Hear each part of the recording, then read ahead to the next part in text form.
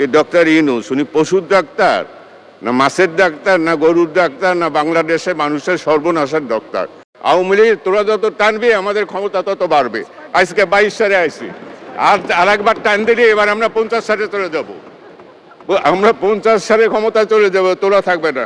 2020 সালে 8ই মার্চ যখন এই করোনা মহামারী বাংলাদেশে শনাক্ত হয়, তখন মাননীয় প্রধানমন্ত্রী তার দুর্দর্শ নেতৃত্বের পরে সাথে সাথে করোনা ভ্যাকসিন সংগ্রহের উদ্যোগ নেয় এবং করোনা ভ্যাকসিন সংগ্রহ করেন। এবং এই করোনা সংগ্রহ করার সাথে সাথে আপনার আমাদের বিরোধী দলে মানে নেতারা তারা বলেছিল যে এই করোনা দিলে বলে পানি, এটাতে মানুষের উপকার হবে না।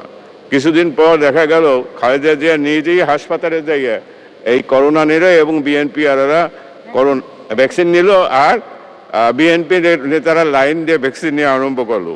আমাদের প্রতিবেশী দেশ ভারতেও সেখানে কিন্তু ভ্যাকসিন কিন্তু পয়সা দিয়ে মানুষের কিনতে হয়েছে। বাংলাদেশে মাননীয় প্রধানমন্ত্রী যতই কষ্ট হোক অর্থনৈতিক, সে সাধারণ মানুষ যাতে ভ্যাকসিন পায় সেজন্য বিনামূল্যে ভ্যাকসিন দেওয়া হয়েছে।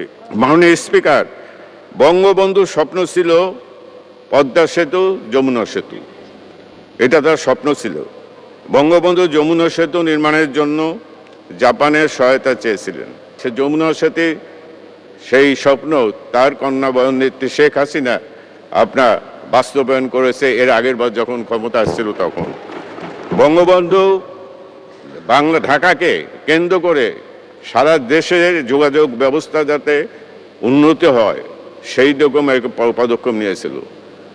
আপনার আমি জানি আমেরিকার প্রথম প্রেসিডেন্ট জর্জ ওয়াশিংটন তার ভাষণে বলেছিল যে একটি দেশকে উন্নতি হলেও তার যোগাযোগ এবং বিদ্যুৎকে সংযুক্ত করতে হবে।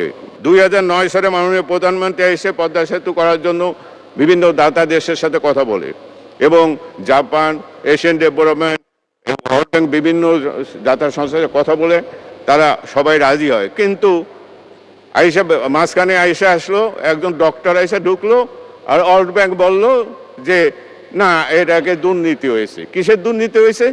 1 পয়সা দেয় নাই, 1 টাকা দেয় নাই, কয়েকে দুর্নীতি হয়েছে। বাহ, কি বিচিত্র! সে দুর্নীতির কথা করে এরা মানুষের শত্রু। এই যে দুর্নীতির কথা বললো, এটা বলারও কারা? ডক্টর ইউনূস সাহেব আর বাংলাদেশে সোকল বুদ্ধিজীবী আছে, তারা সবসময় নেগেটিভ অ্যাটিটিউড হয়।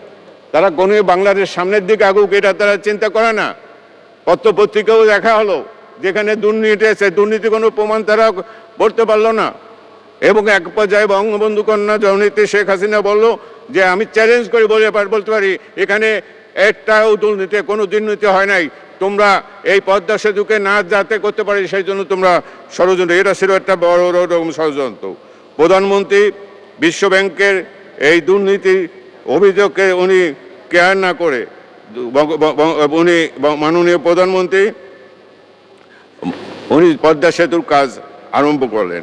যখন পদ্মা সেতুকে আরম্ভ করে তখন কিছু কিছু বুদ্ধিজীবী, কিছু কিছু অর্থনীতিবিদ বলেন যে বিদেশের সাহায্য ছাড়াই ওয়ার্ল্ড ব্যাংকের সহায়তায় এটা করা যাবে। মাননীয় প্রধানমন্ত্রী বলছেন আমি বঙ্গবন্ধু কন্যা, আমি যেটা করব, আমি যেটা বলছি এই পদ্মা সেতুই হবে এবং ইনশাল্লাহ পদ্মা সেতু আমরা করে ছাড়বো। আজকে সেই পদ্মা সেতু আজকে দৃশ্যমান। একজন ডাক্তার আছেন, নাম হলো কি ডক্টর ইউনূস, উনি পশুর ডাক্তার না মাছের ডাক্তার না গরুর ডাক্তার না বাংলাদেশে মানুষের সর্বনাশের ডাক্তার? উনি বলে শান্তির জন্য নোবেল পুরস্কার পেয়েছেন।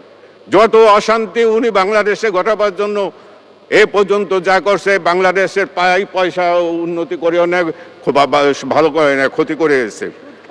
হ্যাঁ, সুদ খাইছে, সুদখোর, একজন ঘুষখোর।